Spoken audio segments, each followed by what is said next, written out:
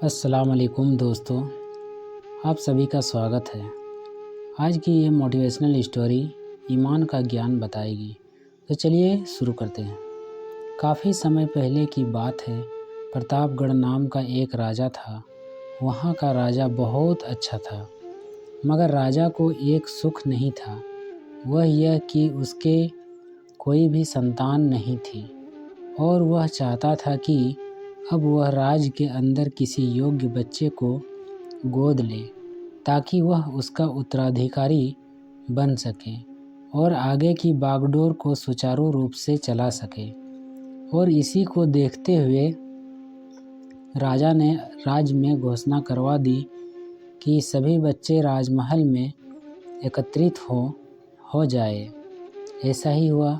राजा ने सभी बच्चे को पौधे लगाने के लिए भिन्न भिन्न प्रकार के बीज दिए और कहा कि अब हम 6 महीने बाद मिलेंगे और देखेंगे कि किसका पौधा सबसे अच्छा होगा।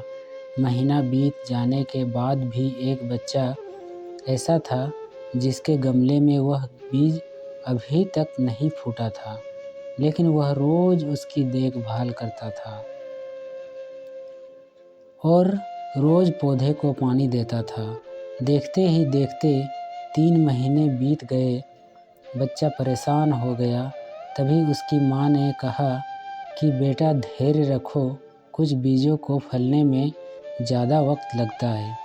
और वह पौधे को सींचता रहा। 6 महीने हो गए। राजा के पास जाने का समय आ चुका था, लेकिन वह डरा हुआ था कि सभी बच्चों के गमलों में तो पौधे होंगे और उसका गमला खाली था। तभी राजा की नज़र उस गमले पर गई। उसने पूछा, तुम्हारा गमला तो खाली है? तो उसने कहा, लेकिन मैंने इस गमले की 6 महीने तक देखभाल की है। राजा उसकी ईमानदारी से खुश था कि उसका गमला खाली है। फिर भी वह हिम्मत करके यहाँ आ तो गया। सभी बच्चे के गमले देखने के बाद राजा ने उस बच्चे को सभी के सामने बुलाया।